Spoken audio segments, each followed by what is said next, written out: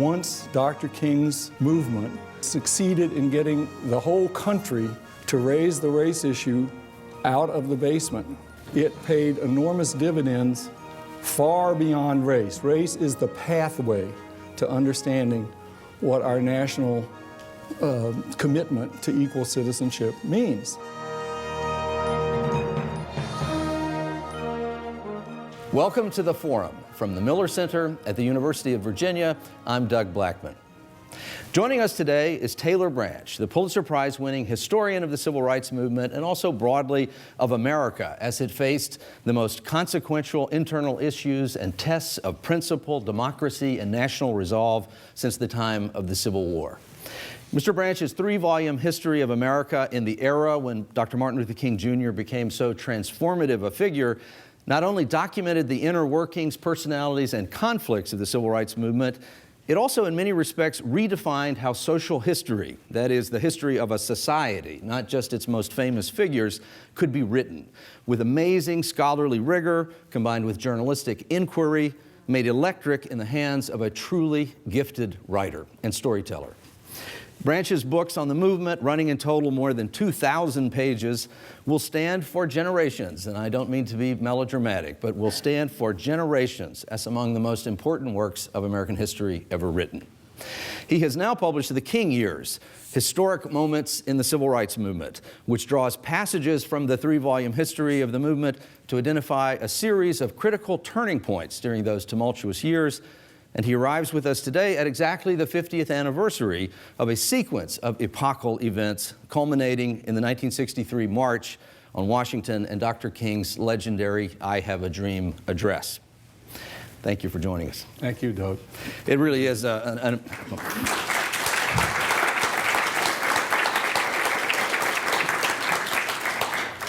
don't mean to fawn, but I will. It's just an amazing pleasure to have you here and to get to spend time with you. As a historian who I think has illuminated such important aspects of our history, but also became something of a guiding light, I think, for a generation of others who pursued many of the same approaches to that period of time and others. But let's start right at this 50th anniversary, 1963, and this seminal sequence of events that occurred that began early in '63, but where we had George Wallace and the standoff at the University of Alabama over the admission of the first two African-American students there.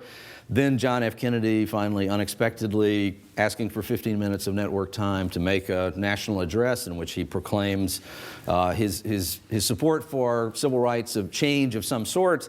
That same night, Medgar Evers is assassinated in the driveway of his home in Jackson, Mississippi. Then the march in Washington. Then 3 weeks later, the bombing of the 16th Street Baptist Church in Birmingham, and 4 little girls are killed. All of that in this very short period of time in 1963, and here we are exactly 50 years later. I'd just like to hear you talk about the significance of those events and then tie it somehow to the time that we live in now and how or if we should remember those events and why. Wow. Well, that is a good question, but I think a vital question for us now, because politics begins with memory, and all history is an argument about memory, and it's very important. We are on the beginning a march of 50-year anniversaries. You're quite right. Today, April 1st, 50 years ago today, Coretta was going into labor to deliver their 4th child, young Bunny, who's still around. I see Bernice from time to time. And Dr. King was there, and when he got to Birmingham the next day for the very first demonstrations in Birmingham, which was his great leap into the unknown, they said Fred Shuttlesworth couldn't wait any longer to start the demonstrations. There are people already in jail, and Dr. King said, well, Coretta couldn't wait either. We have a new baby girl. So that's 50 years ago exactly today. And we are going to march through these 50-year anniversaries for the next 5 years or so that are quite historic. We've already passed one. In January, it was 50 years since George Wallace took his oath of office in the famous speech saying, "I draw a line in the sand, segregation today, segregation tomorrow, segregation forever." And at that time, we were really segregated in so many more ways now than we care to remember. We were segregated in terror and fear. The South was all invested in the psychology of segregation and what it meant for the economy, what it meant for politics. But we were segregated in other ways too. There were no female students here at the University of Virginia. That was a foreign idea. Once Dr. King's movement that was precipitated with this great leap in Birmingham, when he thought the movement was losing its time in history to establish momentum, which was why he took this great leap. Once it succeeded in getting the whole country to raise the race issue out of the basement into the front porch where even the bridge columnists were writing about race. When people were focused on what equal citizenship meant, it paid enormous dividends far beyond race. Race is the pathway to understanding what our national commitment to equal citizenship means. And it is still paying dividends. We are arguing about gay marriage today inevitably as a consequence of something that was unimaginable 50 years ago when the South was racially segregated and economically poor. There was no Sun Belt when we were segregated. We didn't even have professional sports teams in the South. My mayor, Ivan Allen, I like to say, he told me this, that as soon as the South passed the '64 Civil Rights Bill and got rid of the formal desegregation problems that were crippling the economy, he said the city of Atlanta built a stadium on land we didn't own with money we didn't have for a team we hadn't located. And in less than a year, got the Milwaukee Braves to move to Atlanta and become the first professional sports franchise in the South. What I want to say, think of that writ large and think that there were no women here at the University of Virginia of any race, white women or black women.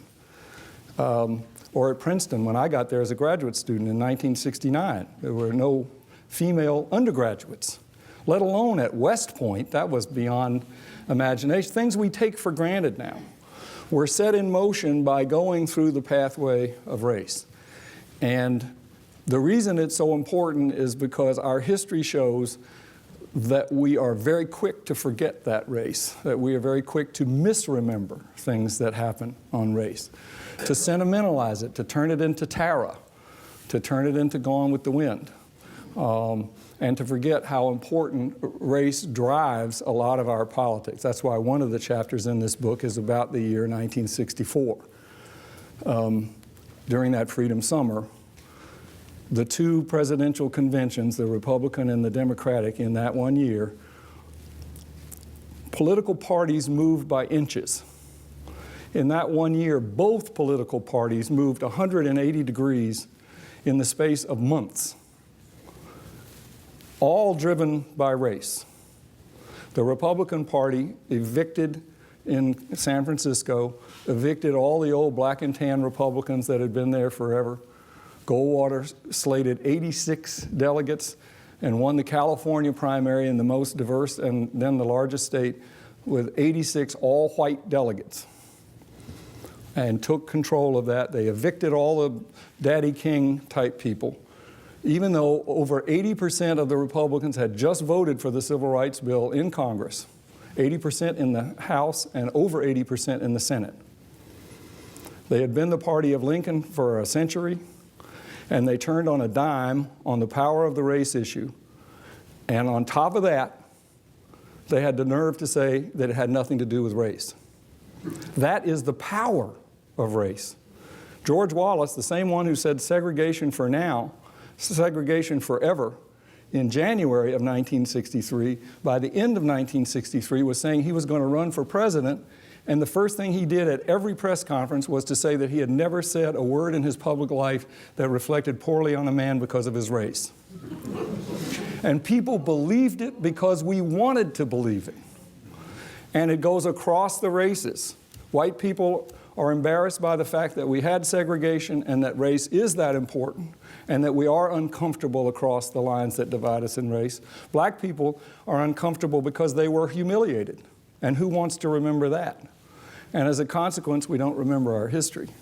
And when we don't remember our history, we become prisoners of it and we deny how important it is. So I think what I'm hoping is that when we go through these 5 years of 50-year anniversaries that are coming up, that we'll regain some measure of understanding that just as we aggressively misremembered the history of the Civil War for over 100 years, such that I grew up in Atlanta being taught that the Civil War had nothing to do with slavery, and that the people who restored white rule to the South, ending Reconstruction, were called, in my textbooks, called redeemers. That's a religious word for a phenomenon that was accomplished by terror that you write about so much. But we had that, and it wasn't just the Southern textbooks. President Kennedy said that's what he learned at Harvard, that Reconstruction was a horrible crime on prosperous white people after the end of the Civil War, and that slavery wasn't so bad. Just as we misremembered the Civil War for 100 years, we've already begun aggressively to misremember the Civil Rights era for 50 years by denying the legacy that we all derive from it, that for at least this brief period in time, a black-led movement that had none of the traditional levers of power, no armies, no police force, no big businesses, no newspapers, no nothing, that had been basically made invisible in our society, that nevertheless they figured out a way not just to liberate themselves, but to liberate all the rest of us. So that in that sense, a black-led movement was a leader for all Americans. And it's hard for most Americans to say that in this period, Fannie Lou Hamer was a more consequential leader for the future of freedom than all our elected representatives put together. And that Trent Lott stands on the shoulders of Fannie Lou Hamer because what she did in conjunction with all the other people in the loosely called civil rights movement benefited all the rest of us. So that unless we acknowledge and live through the painful history about the things that we do badly in the name of race, we underestimate the degree to which when you go through those doors, that's really when you reap the benefits of a society that's dedicated to freedom across all these boundaries. And Fannie Lou Hamer, the semi-literate sharecropper, the most humble origins of a great leader. But a couple of things you referred to that I'd like to maybe isolate for a second. One is just remembering that even among lots of students here at the University of Virginia whose awareness of these events is pretty remote. Not just necessarily that it's been misremembered, but maybe just isn't remembered at all. But in recent politics, there's been an interesting move by, on the one hand, on the part of Republicans, to remind voters that Democrats in the South were white supremacists and were opposed to the liberation of African Americans and civil rights, and sort of questioning the loyalty. Why is there such a deep loyalty now between African American voters and Democrats, given this long history? There's been some effort by Republicans as well to reclaim some of this tradition of being the party of Abraham Lincoln. But so what you referred to a moment ago, though, that switch moment in where the Civil Rights Act of 1964 is approved. Vast majority of Republicans in the House vote for that. Democrats are basically still opposed to it. But so what you were describing was that then within this extremely short period of time, what exactly happened? Which party did what? When Barry Goldwater announced that he was going to vote against the Civil Rights Act, it was a big deal. This was in June, in the middle of the filibuster. He closeted himself with two legal advisors who subsequently became important, William Rehnquist and Robert Bork, out in Arizona. This is 1964. You can look it up. They submitted memos, and they advised him to vote against it, which was a huge deal for a Republican, given the fact that 80% of his party had just voted for this bill, was voting for it. He announced that he was going to oppose it. Instantly, The very, very first Republican candidate sprang up in the South. It made him an instant hero in the South. It made Strom Thurmond switch parties in only 2 months after that, saying that we were entering another Reconstruction and that the Democratic Party had sold its birthright. And that this was going to concentrate all power tyrannically in the central government in Washington, and that this was against God and everything else. And he was against it. And if you look at the 1965 Congressional Directory, which lists the backgrounds of people elected in 1964, the very first Southern Republicans were elected in the Southern states. They ran down to the courthouse and registered as Republicans, even though they had their whole careers, 40, 50 years, had been spent in Democratic politics. So that their identifications in the Congressional Directory, where everybody else says, member so-and-so county Democratic committee, and everything was about Democratic, for a whole paragraph, they just struck out the party. Member state committee, member, because they had to essentially wipe out their whole background. I mean, when I grew up in Georgia, we hardly even knew any Republicans. They were a few eccentric judges who believed in the two-party system, and Daddy King and his whole generation had always been Republicans, only for sinecure and patronage jobs in presidential politics. Otherwise, Republicans were scarce as polar bears. Republicans were Yankees. That was the whole point. The Democratic Party had restored the South. So for Goldwater to do that, and for Republicans to spring up in the South becoming candidates because he was against the Civil Rights Act, was driving. The only thing almost as powerful as that driving force was the driving force to deny that that was what was going on, and to say that it had to do with the restoration of constitutional government. That's what Wallace is. That's why Wallace is such a central figure, because he invented a lot of the language that the Republican Party took up about how a biased media was in cahoots with a racial agenda that was exaggerating the race issue, and that had a conspiratorial goal to concentrate all power in Washington. Pointy-headed bureaucrats telling you what to do, tax and spend liberal. All these are George Wallace phrases. And he would say, I have no racial agenda. Now, if we believe that, we're denying the plain fact that this issue had the power to turn partisan allegiances upside down in one summer. And at the Democratic Convention in Atlantic City at that same time, here's Lyndon Johnson trying to deal with the fact that he's got a challenge from Mississippi, which has been all white, all Democrats. The whole point of being a Democrat is, in the South, is to have a one-party hegemony that suppresses competition, thereby perpetuating seniority and power in the congressional system that gives even extra weight on the side of blocking any civil rights. So that you had all these Southern senators who were the chairs of the committee because they didn't have any Republican opposition because there was no Republican Party. Everything was within the democratic system. That's how it was done. Now you get to Atlantic City, and there's a Freedom Summer delegation of black folks showing up saying, you excluded all black folks and we're challenging you. And Lyndon Johnson was trying to deal with that. And even in this short little book, I try to show there that he had effectively a breakdown in the White House. He went to bed, he hid, because on the one hand, the black people were saying he wasn't moving fast enough. They were only offering 2 seats to these people. And he's trying to figure out a way to avoid a vote in which they might seat the whole black delegation, and Fannie Lou Hamer would be the poster for the Democratic Party and possibly cost him the election. And on the other hand, and I had to preserve it here because Carl Sanders is a member of my dad's Sunday school class, and the governor of Georgia, I grew up with him.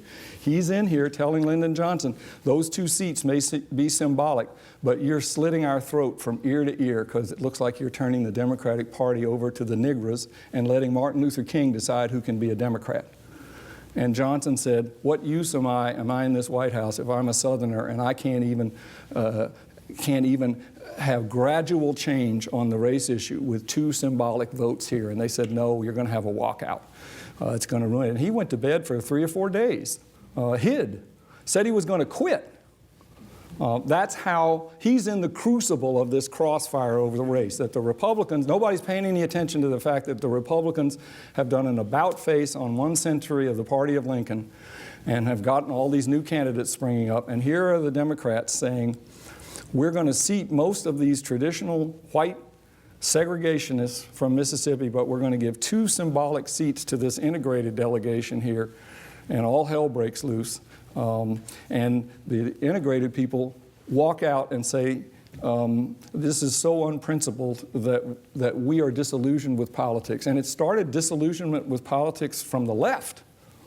That was very profound because it wasn't using, but at the same time there was a disillusionment from the right of people saying, if politics is about empowering people from the other side of town that only clean my house and they have to have a vote, then I hate politics. And the long run trend of that is saying my only safety in a government, a historic government built on equal citizenship, that my real safety is the Bushmaster in my closet, not the democracy that we've knitted together. So we're still dealing with all of these issues. The only thing is that we don't really acknowledge how powerful the racial drive can be. And I'm sure you must get this in reaction to your book about contract labor and slavery, the ugly side of slavery. Nobody romanticizes the kind of slavery that you wrote about. But if you don't acknowledge how powerful that is on the downside, then you blind yourself to how powerful the upside can be if you go through this and say this is good things can happen when we acknowledge the racial boundaries across history. The March on Washington in '63 was at least 200,000 people, charitably maybe as many as 500,000 people, probably not that many, when Dr. King gave the I Have a Dream speech. The lunch counter sit-ins earlier in the '60s involved a few hundred students scattered around the country. In the last couple of years, we've seen Tea Party folks have delivered far more people to Washington, D.C. than the March on Washington in '63. Occupy Wall Street involved thousands and thousands of young people doing their own kind of a protest effort, somewhat similar. Those events didn't particularly resonate. It certainly didn't trigger any kind of massive national reconsideration of all the issues of the day. Why is that? Why was it that these events in the '60s, which were much smaller really than some of the things we see today, why did they have such explosive impact? Well, number one, they were black people. The more modern things you're talking about are predominantly white people, and white people have to do things that are more unusual because they're just like everybody else. When black people announced that they were coming to the March on Washington in 1963, again, it's the things that we don't remember because they're uncomfortable or embarrassing. The city of Washington canceled liquor sales for the first time since Prohibition a week before the march. Major League Baseball canceled the Washington Senator game on the day of the march and then the day after the march, a week in advance. Do you imagine what it takes to cancel a Major League Baseball game? Or they did it a week in advance because they assumed that we would still be cleaning up from the inevitable Armageddon when you have 100,000 white folks come to Washington. They stockpiled plasma. They had 4,000 paratroopers surrounding the city and 15,000 on alert at Fort Bragg. What we don't remember about the March on Washington was that we were all on pins and needles for fear that you could not bring 100,000 black people into Washington without some sort of major bloodbath. And in fact, part of the reason that we remember it as such a patriotic I Have a Dream sunny event is because a lot of people, including a lot of reporters, were so embarrassed that they had so misguessed the tenor of this thing. Bayard Rustin, who organized it, Bayard Rustin is an amazing character. I mean, he was a homosexual bastard raised by his grandparents thinking that they were his parents, draft dodging, black guy who had been blackmailed out of the movement. He was marginal and a pariah on every sense. But he organized the March on Washington, and he said it was his permanent truce with members of the media, because after it was over, they said, yes, those black hordes would have devastated Washington, but this wizard named Bayard Rustin put porta potties all over the mall and made those Negroes nice enough for tea, which was the notion of the March on Washington that we carry today, that it was a patriotic and actually a soothing event. But in order to have that, we forget how much on pins and needles everybody. Well, of course, the sit-ins were the same because it's black people controlling downtown. And that meant that there were disturbances that were fearful, and believe me, they were fearful. They were fearful for black people. They were fearful for white people. If you went downtown and you were afraid you were going to see a demonstration or the Klan or the police or whoever was going to come in there, people got sweaty palms. As few minority voices as there are here, we would have sweaty palms if this were 1960 in this room, for fear that somebody would show up. So that was the grip that it had. So the reason that those things had that kind of impact was because they were going over the racial boundaries, and Occupy Wall Street and the more modern ones haven't really yet. What about for African Americans at the time? Why had African Americans not done all of this before? And why was there some resistance among African Americans to doing even these things? People were still in the grip of fear. They had no reason to think that it was going to do any good. There was a huge section of the black population that felt that the only conceivable strategy was the NAACP strategy of mounting legal challenges through the courts, which they had been doing for generations. And for black people in those days, just to have an NAACP card was something that you had to meet kind of in the shadows to do. To join an organization that was,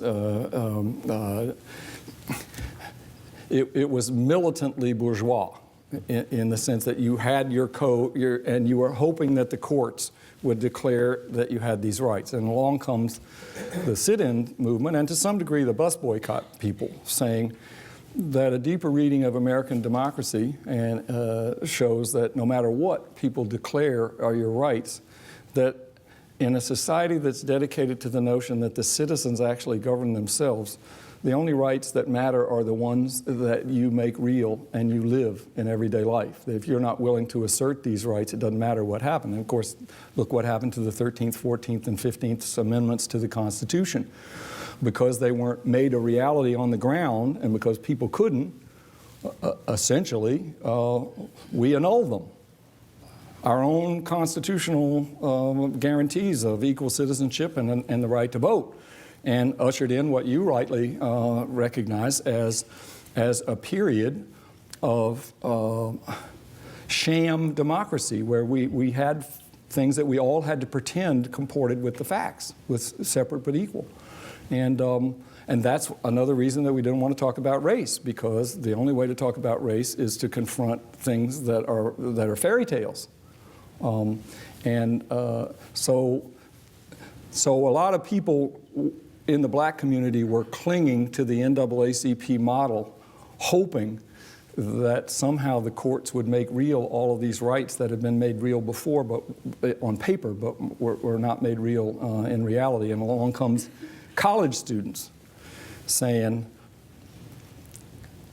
there are some things about human nature that are stubborn enough that words and laws and even constitutional amendments are not strong enough, and that you have to amplify that with sacrifice and witness. And they figured out how to do that. Even the bus boycott is withdrawing. It's not inserting a protest across you can't boycott someplace that's not letting you in the first place.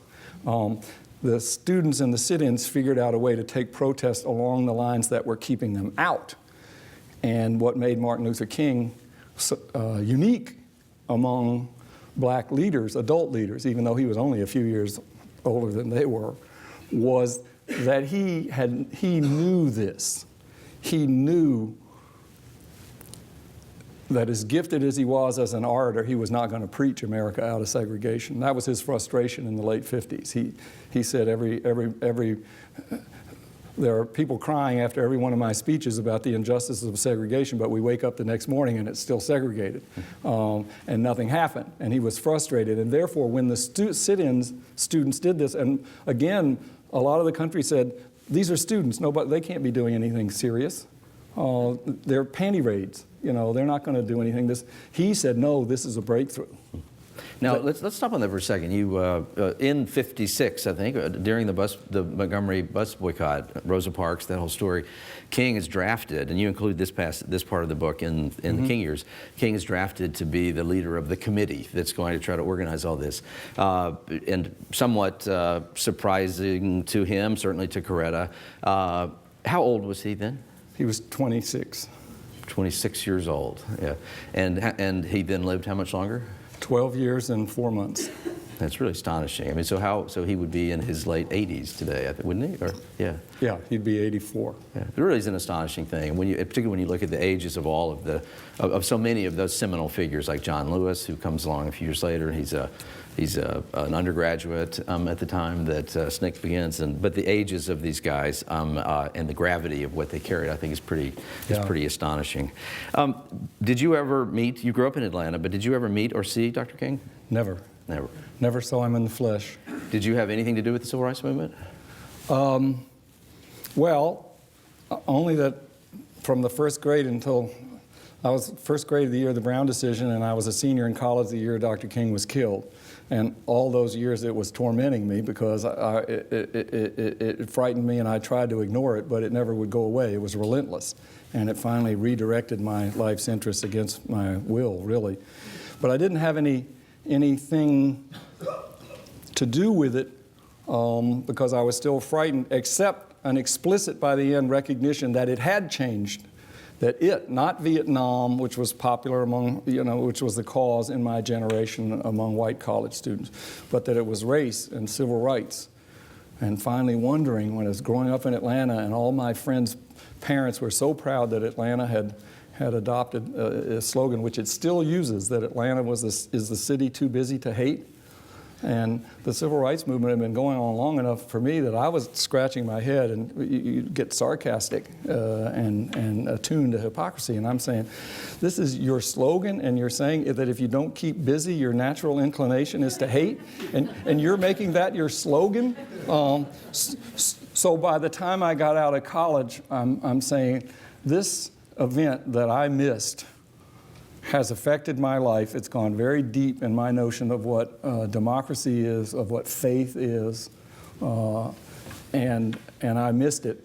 And that's when, in '68, I did, just out of college, I joined a group in Georgia trying to challenge Lester Maddox, who was our governor, at the Chicago Convention, the same way Fannie Lou Hamer's delegation had challenged Mississippi in 1964 that we discussed earlier.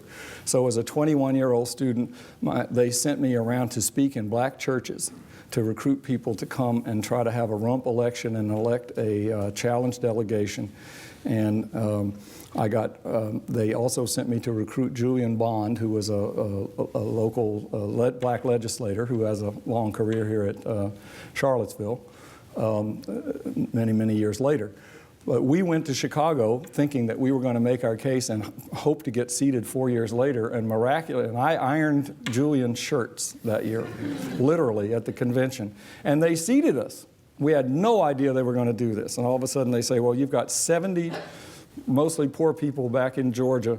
Bring them up to the convention where every hotel room has been sold out for 6 months and they don't have any money to get here. So we had to do that, and that began my friendship with Julian. John Lewis was also on that delegation. So that was getting in there a little bit. And the next summer I worked for a summer for John Lewis registering voters in Southwest Georgia. And but then you became a journalist, essentially, and this was not you didn't start off as a civil rights historian. No, but the connection is that when I was registering voters in the summer of '69 as a Princeton graduate student, working for John Lewis by myself in tiny counties in Southwest Georgia, I was so overwhelmed by every day's experience, going out there, originally looking for Martin Luther King in a county and getting kicked out of every black church by preachers who said they had things well under control. And I tried every desperate measure I could do to find people who weren't too terrified to register voters. And by the end of the summer, I was only talking to women. I was only talking to women in plowing fields. And the only three the only three counties that I said I thought there were people who weren't too terrified to have a voter registration campaign in 1969, they were all headed by female midwives, because the midwives had a natural authority, and they weren't beholden to the white economic powers. They wouldn't get fired and everything. But anyway, that summer, every day that pushed me through that odyssey to go from looking for Martin Luther King and winding up looking for midwives, which I never would have dreamed of in a million years, was so amazing that when I went home, I wrote down every word that had happened that night. I wrote a diary. And I turned it in at Princeton, which demanded a policy memorandum on the effects of monopsony in the local county labor markets, my graduate committee. And I turned in this diary of my experience talking with people out in the cornfields. One of the professors sent it down to this magazine that published excerpts of it. And that's how I got into journalism. The first thing that I ever wrote that wasn't assigned by a teacher, I didn't write for publication, but it got published. And when I finished my graduate degree, I couldn't find a job, so I went to work with the magazine, the Washington Monthly. Washington Monthly, right. That published those excerpts from the diary, where I was just spellbound by what happened.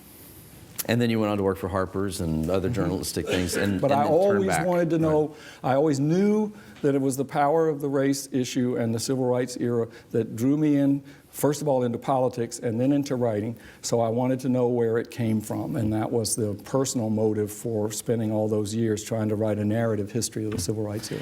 And there had not been a lot of writing about the civil rights movement in terms of history. One, because it was so recent. The civil rights had been covered journalistically, but there really wasn't a lot of scholarly writing about the movement. David Garrow had won a Pulitzer Prize for the first substantive biography of King, but had also drawn a lot of controversy because he made reference to allegations of sexual peccadillos on the part of King.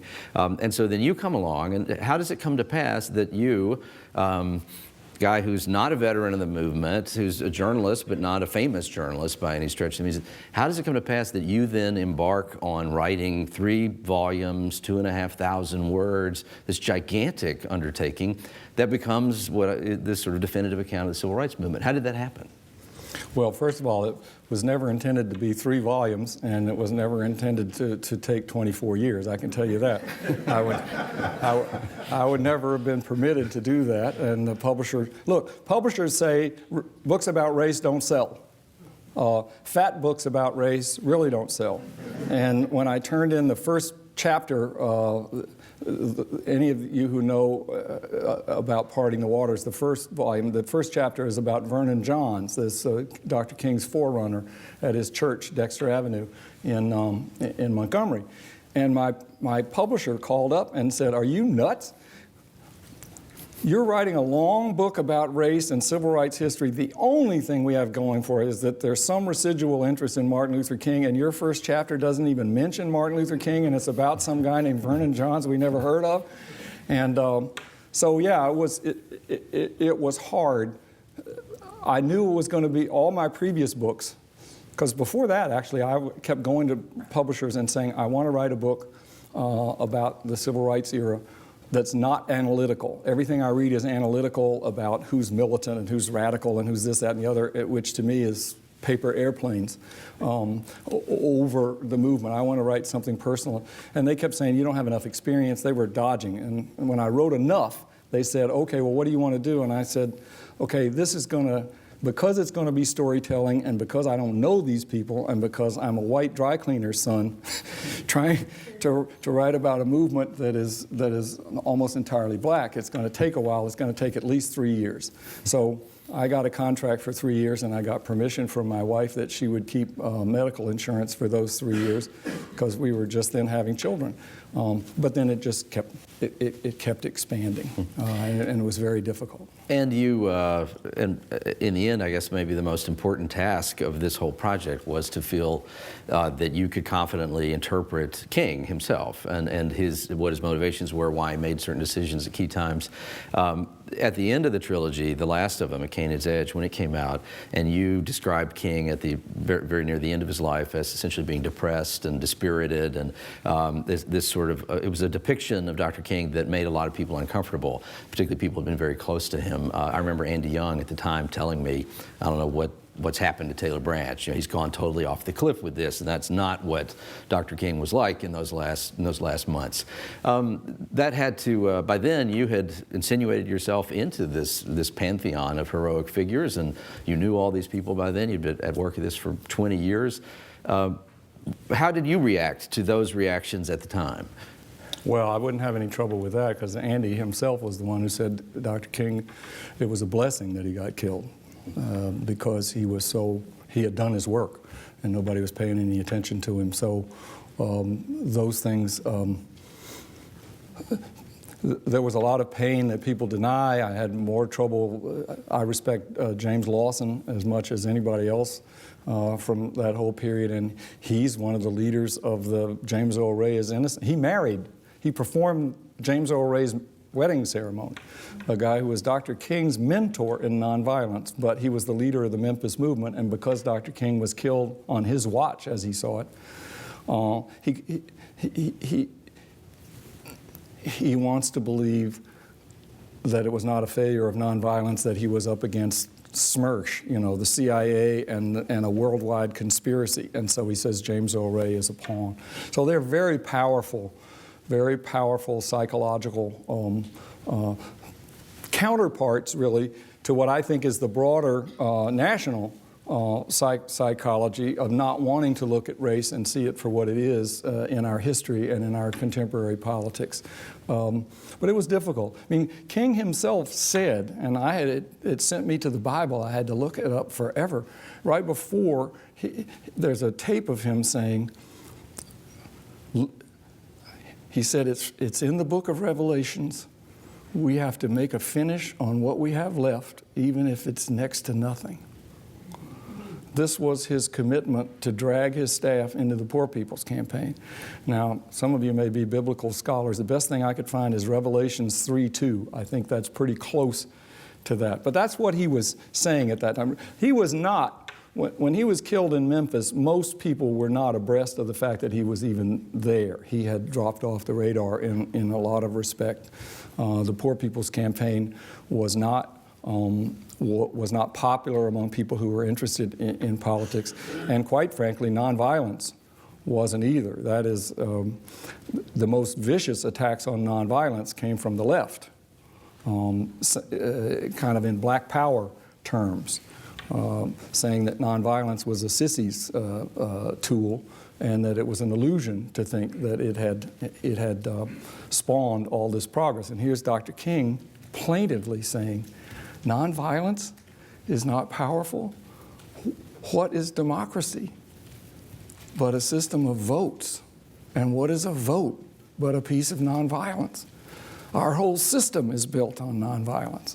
And so for people to say that nonviolence couldn't accomplish the miracles that it did relative to violence, but it affected everybody. Diane Nash, the amazing leader of the Freedom Rides out of Nashville and everything, said that even she, who personally invented a number of the great landmarks that expanded the scope of the nonviolent movement, the Freedom Rides was her idea to use children in Birmingham and the great psychological breakthrough. It was her idea in answer to the Birmingham church bombing to design a program to paralyze Alabama until it gave black people the right to vote, which became the blueprint for Selma. I mean, this is a truly historic woman. Couldn't vote herself. But she told me the reaction against nonviolence got so strong that she renounced it and said, if we've done all this nonviolence, think what we could do if we were willing to become urban guerrillas and knock over a bank or two. And do all this stuff. And so she renounced nonviolence, even though she, one day, I hope, will go down in the history books for what she accomplished through nonviolence. And she said, 10 years later, I looked up and I hadn't knocked over any banks and I hadn't joined any guerrilla groups. I hadn't done any, she said, I didn't even go to the rifle range. But I retreated from this cauldron of inner conflict over the promises of democracy and the Christian faith through politics and through racial politics, behind a big noise about nonviolence and about the romance of violence. And in many respects, there's a lot to that. I want to ask you one last thing, and then let's take some questions from the audience.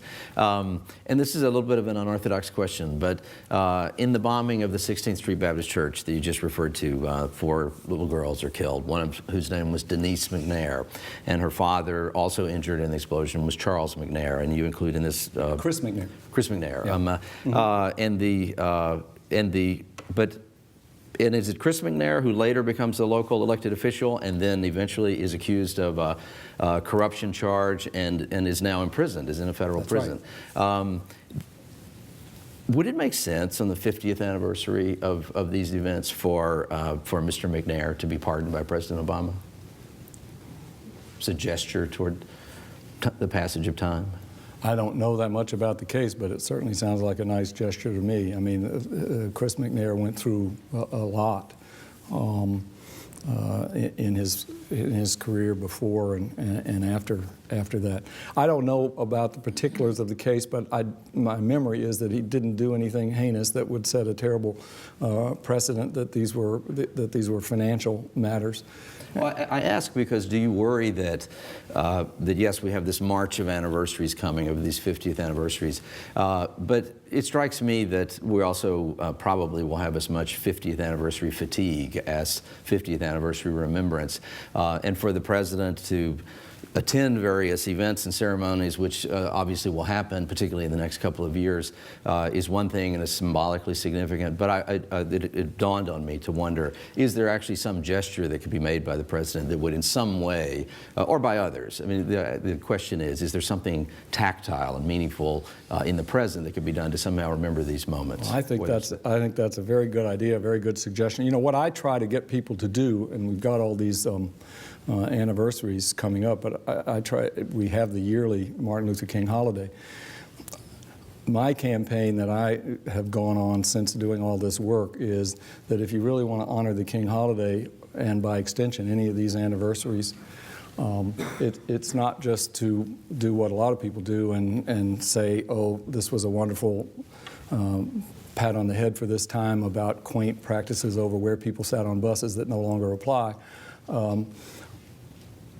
And not even just to go to a soup kitchen, but if you want to honor the spirit of what this was, do something that takes you across boundaries out of your comfort zone, because that's what the movement was, and that's what democracy is. Even back to the revolution, the states had to overcome.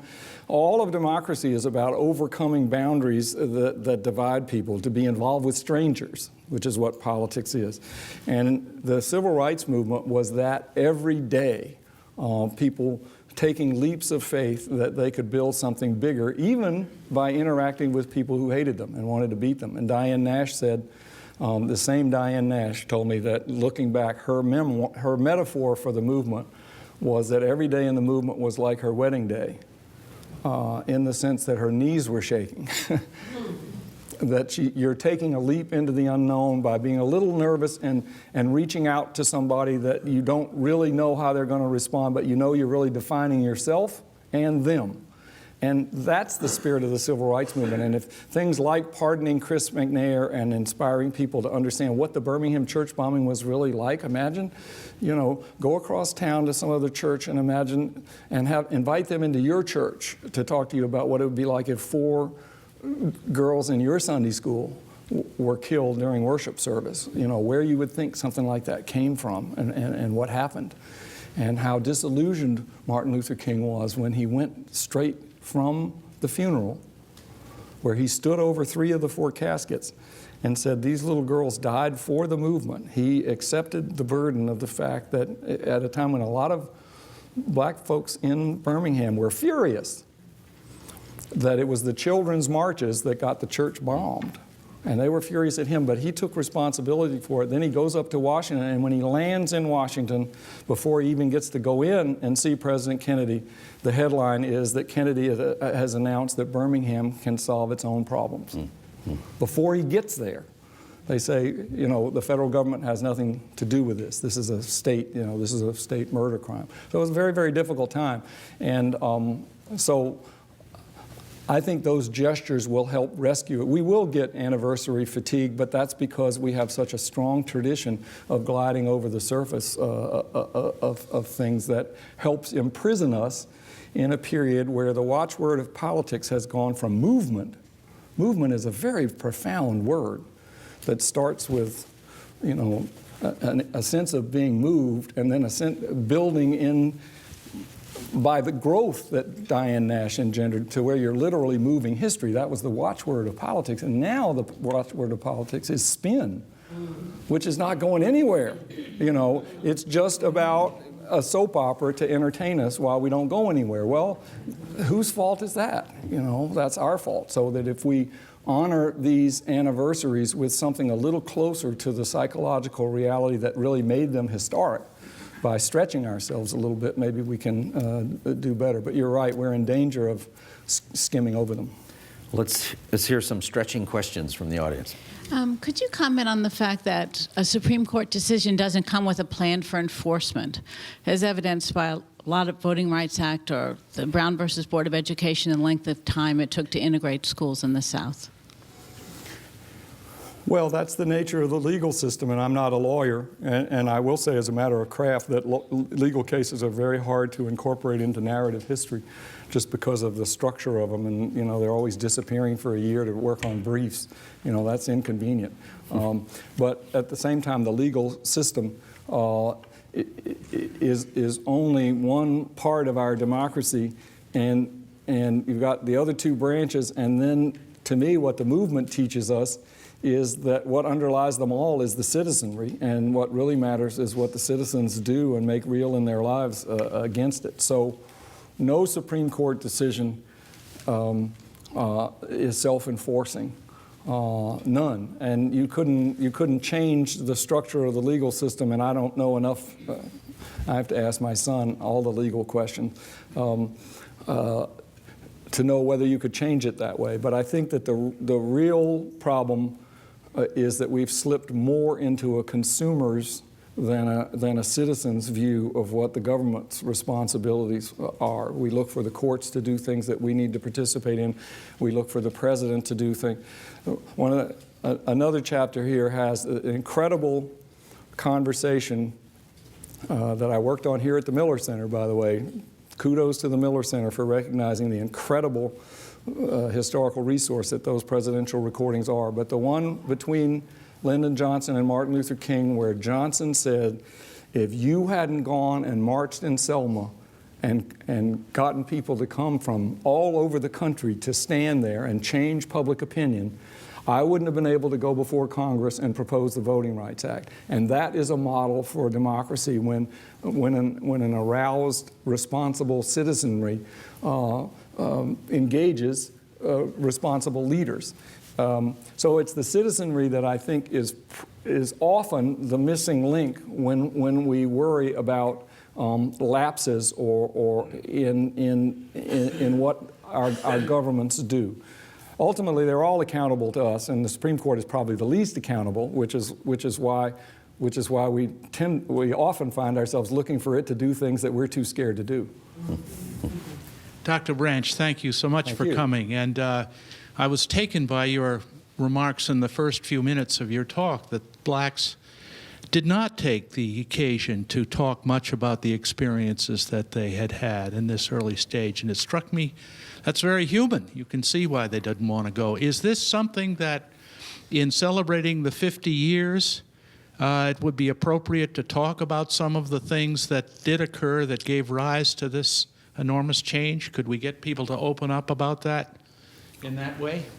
Well, I hope we can. I think until we're as comfortable talking about race as we are about sports, we're still going to be deficient in our understanding of these things. Most people who discuss race to this day discuss it almost openly with an attitude like, I hope this is the last thing I have to say on this. I want to settle this and move on to. So, as Lyndon Johnson famously said on the tapes, race is all about unspoken signals. And the overwhelming signal there is that people want to end the conversation. As long as that happens, that is a testament to its power, not to the fact that we're in a post-racial society. I mean, all you have to do is look at voting patterns to see that we're far from a post-racial society. But we don't talk about it. And of course, Obama himself can't talk about it. precisely because it is still. I mean, basically, there are millions of people who voted for President Obama, and it's significant that he's president. And it's significant that people comment on, Michelle's bangs. Things that are banal are incredibly significant. But the fact of the matter is that many of those millions voted for President Obama about race on their terms.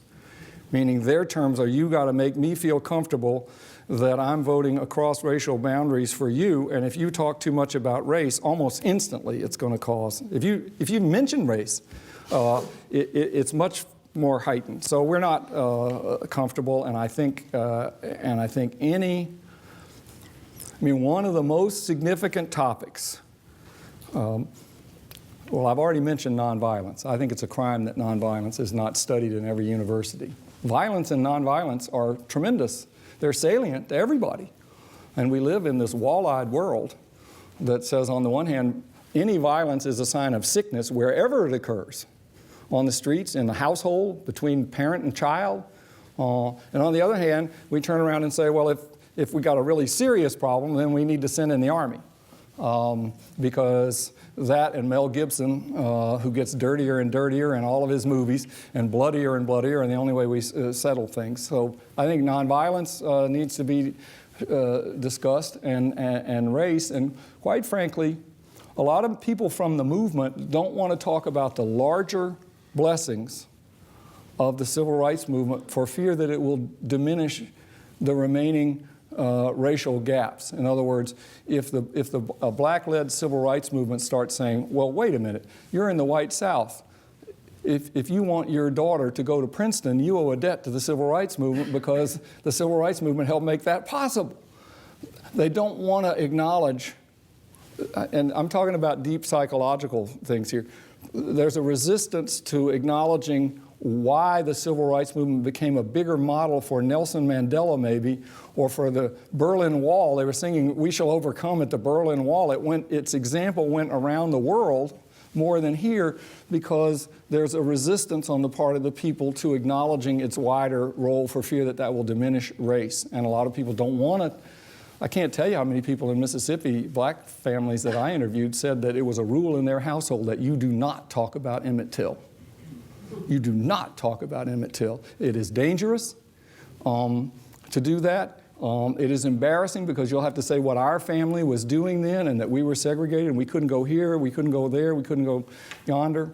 And I have a lot, and another secret along that same line, a lot of people from the movement, not a lot, some key people from the movement actively deny today that they were ever nonviolent because that's not embarrassing to them. They want to see that they have stepped forward to be a real American and to admire John Wayne and James Bond and everything. Whereas, Dr. King's arguments with Stokely Carmichael are always, Stokely, there is no reason why people who are victims have to invite more suffering. I'm not justifying that. What I'm saying is that nonviolence is a leadership doctrine, and that if we abandon it, we're moving back to the rest of society, not catching up with it by claiming the same rights to be violent as John Wayne.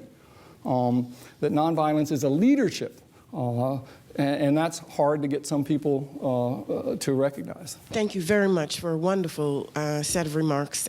You anticipated and preempted my first question, which had to do with the persistent drumming that we have. We are now inhabiting a post-racial society, so you anticipated that, and we won't. But let me go back to the relation between race and sports that you kind of convoked in an offhand way, because I've also learned greatly from your work on sports and athleticism, and happened just to be watching the game last night when the young man broke his leg, and then listened to things on Twitter feed about the absence of insurance, which was unknown to me, or insufficient insurance on athletes who are injured.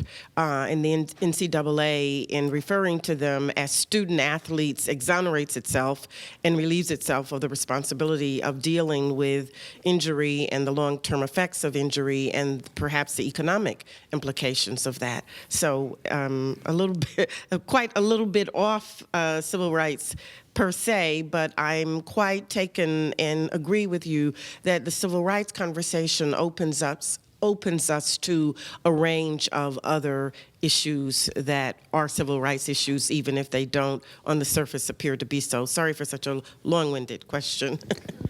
No, not at all. And first of all, I want to say that a lot of the sports, I stumbled into a real hornet's nest in writing a history of NCAA sports for the Atlantic, and it's ongoing. I cannot escape it. It's people care a lot about sports, and I don't want to overemphasize its racial aspects, because the rules that govern the NCAA not only were put in force before black athletes dominated college sports to the degree that they do now, but even in a period when black athletes were excluded from college sports. So it's not solely a racial issue, but it is a civil rights issue in the sense that civil rights means rights pertaining to citizenship. We think of it as mostly, we think of it in a racial connotation because racial citizens' rights are the ones most systematically abridged, which is why we think of civil rights as but college sports are a civil rights issue because the hardest question to get anybody involved in the governance of college sports even to acknowledge is by what authority and by what right athletes are deprived of citizens' rights that every other student takes for granted, let alone everybody else who's not a student. So their rights of due process, their rights of self-representation, their rights to the sweat of their labor, of equal opportunity, all of those are taken away from them by fiat, no law. You couldn't get a law through any legislature to do that. You couldn't write it. But it happens because it's convenient and because we have the gall, just as we have the gall, George Wallace had the gall to say that his career had nothing to do with race. We have the gall to say that we are taking all of those rights out of our utter devotion to the welfare of these students. We're going to keep all the money and we're going to do it for your own good so that you can enjoy the blessings of being an amateur. Now, we don't say that to anybody else. And the reason that nobody will, for almost 2 years, I've been challenging people at the NCAA, university presidents, everybody. I will sit silent. Give me one rationale that you think would stand up in a court of law for how you do this. And there are a million reasons that they don't want to answer those, well, actually, a billion reasons that they don't want to answer that question, and they will go off all over the place, that we have a model of excellence and we're utterly devoted to their educational development instead, and so on and so forth. But the question of rights and governance will come back to haunt us. The system is going to collapse sooner or later, possibly because of squabbles among the people who have the money, basically between football and basketball, because there are two groups fighting over this gigantic pools of money. But it ought to come about in a more civilized way when universities, where this incredible laboratory colliding abstract knowledge with practical application is going on right across the campus. And yet, where are the courses that analyze the ethics, the economics, the governance of this system? And to me, it's like violence and nonviolence. It's an urgent topic, and what's a university for if it's not for free and independent thought on the things that really matter? But those are courses that you would have a hard time getting established. You began your remarks with a statement that all politics begins with memory. Then you used the word memory, and then later disremember. And then finally, we skim across the surface as if we don't go deeply into our memories. My question is, we have memorialized Martin Luther King with a monument. I visited that monument. I'm sure you have. I'd be interested in your reactions to that monument, including the physical form, but perhaps anything else associated with it, the words, the layout, and its placement? Very good question. How many of you have been to the Martin Luther King Memorial there at the Jefferson Memorial in Washington? It's quite interesting. First of all, I want to preface it with two quick statements. Number one, a certain amount of polish and airbrush is in essence, when you memorialize any person, whether it's George Washington, Thomas Jefferson, Abraham Lincoln, any of them, some of that's going to happen. And number two, what I think as a scholar, in many respects, is not as important as the effect that it has on the people who go to see it. And the few times I've been to that memorial, I have seen spellbound families of all kinds walking around there, taking in, and I've asked them actually what they liked about it the most, and a lot of it is the setting, looking over at over the tidal basin at the Jefferson Memorial and Dr. King standing. Having said all of that, there are a lot of things that I would have done differently about the monument, including the choice of quotes. I actually sent in a mischievous quote because, you know, this memorial was done largely by his fraternity brothers. And they're very, very successful people. And I sent in a quote that he gave in 1958 at the annual convention of Alpha Phi Alpha. And he said that the members of our fraternity, I am sad to say, spend more money on liquor at this convention than we contribute to the NAACP. He said, this is biting. There are members in our own world who care more about the wheelbase on their Cadillac, including some preachers in my own profession, than the spiritual base of their commitment to democracy. That kind of quote didn't make it at the Martin Luther King Memorial. In fact, sadly enough, there are very few about race. It's mostly about justice.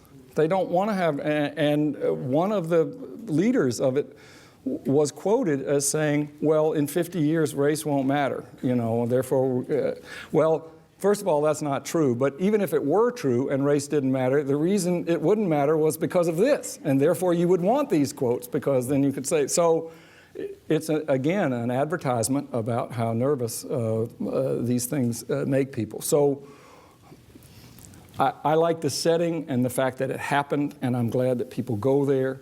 And in the long run, and I wasn't involved, they asked me to come and be involved in trying to negotiate with the King family on what might be more suitable quotes and that sort of thing. And I declined. I have a long history with the King family.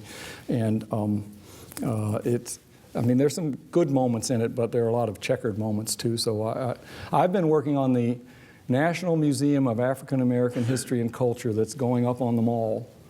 John Hope Franklin asked me to be involved in that. It'll open in 2015. It's the last great space on the Mall, and I think it's going to be a great museum in telling why African American history is American history and American history is African American history, and that involves all of us. It has a very, very powerful story that I think will begin to lift some of these memories that we kind of huddle on one side or the other into common parlance, and that we'll be healthier for that.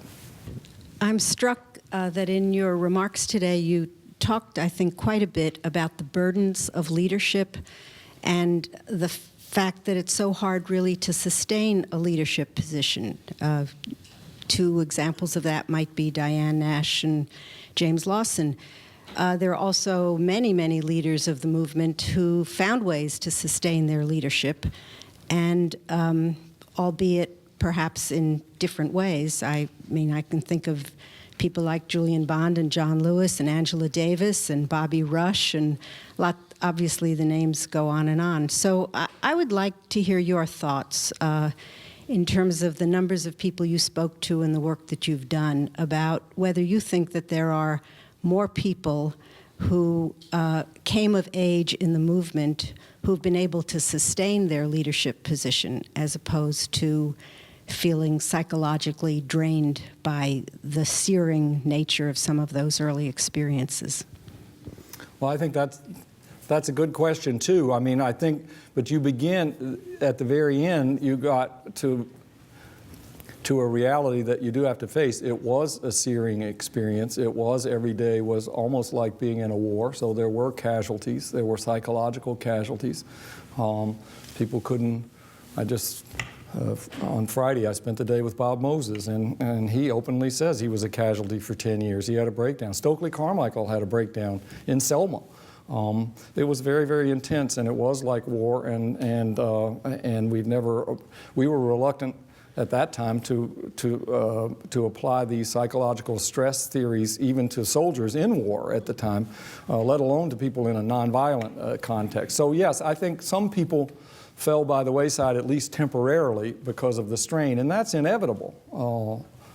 I mean, think about it, that on these problems that adult established leaders like all the people I looked up to in Atlanta who are adopting the city too busy to hate, that if the adults are looking at this imposing issue of segregation squarely not in the eye, but maybe in the ankle,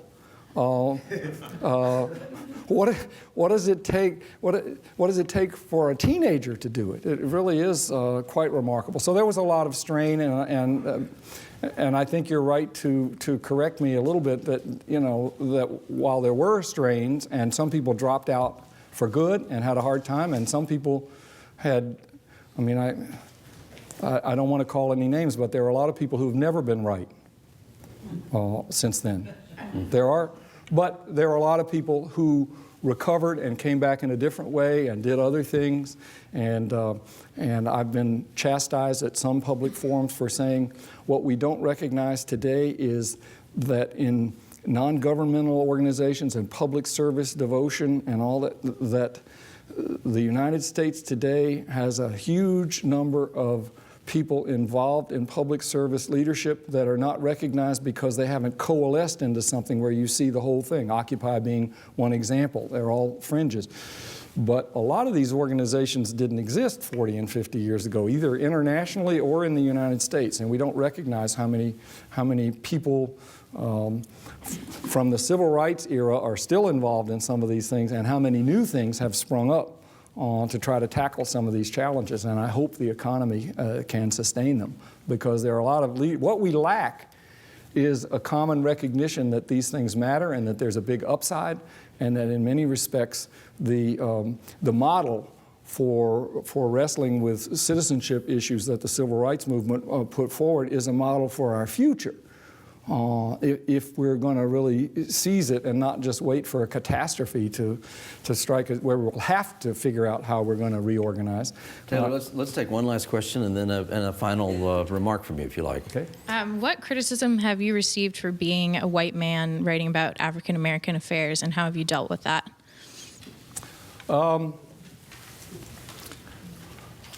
I got an awful lot of not criticism, but I got the most common is, that's very interesting. I'd love to talk to you, but I'm writing my own book.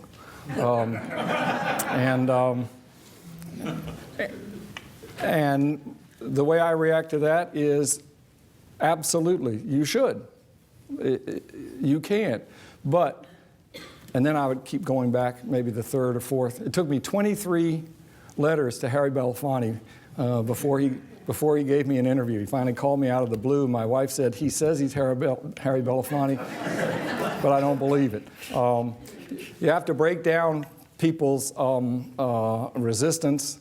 First of all, I've never been defensive about it. I'm saying, look, this is our history.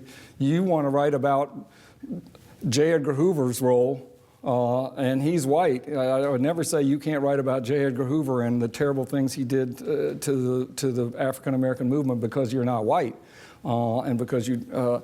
So it is our common history. So I'm not defensive, but I don't have an argument to people's primary right to write their own story. But eventually, if we really get down to the nitty-gritty, I say, I've written a lot of books. Do you think I'm qualified to lead a social movement on the strength of writing those books? And they'll say, of course not. You don't know the first thing about organizing a movement. Well, I say, well, you've organized a historic social movement. Do you think that's a qualification for writing a book? A book is hard. A book starts with a blank piece of paper, and when you fill that up, there's another blank piece of paper, and that is not easy. So a lot of people have come back to me after a while saying, I still intend to write our story. We should tell our own story.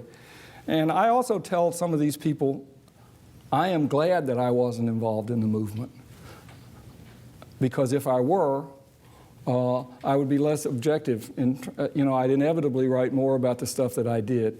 I'm kind of in this middle ground that I was affected by it. I registered voters after the peak of the movement, got arrested myself. I have some sense of the psychology of that, but I wasn't in the middle of it.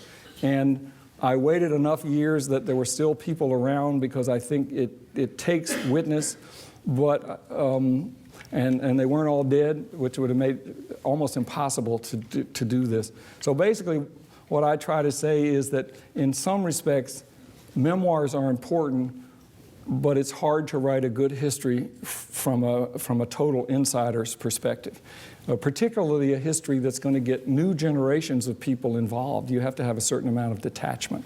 So that's the argument I try to make. But mostly when you're trying to get people to interview, you have to get enough in their internal reality about their internal conflicts, because everybody in the movement was in an internal conflict every day, and the notion that they had the right position and that they were just going prayerfully forward in increasing in wisdom and stature and favor with Martin, and Martin was my best friend. That interview is not going to get you anywhere. You've got to get into their internal realities and show them that you respect them enough to do enough research to try to get in there. They will want to tell you those stories because that was what was real for them.